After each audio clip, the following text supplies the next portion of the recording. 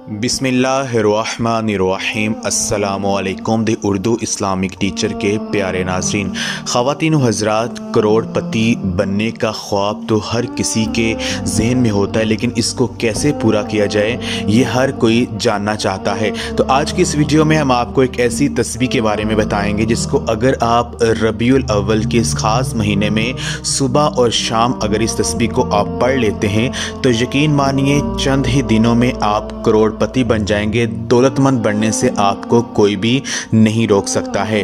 ख़वातीन व हज़रात, दौलतमंद बनने का मौका हर इंसान की ज़िंदगी में आता है।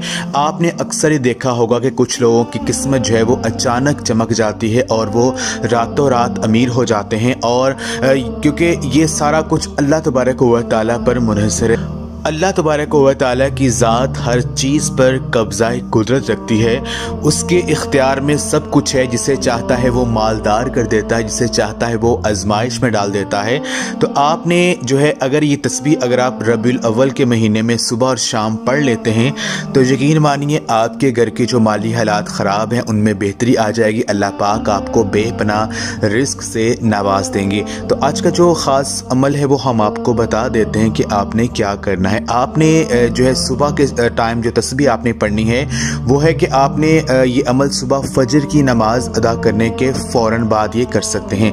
नमाज फजर पढ़ने के बाद आपने सूरत कौसर जो कि कुरान पाक के पारा नंबर 30 में मौजूद है, सूरत कौसर की आपने एक तस्बीह पढ़नी है।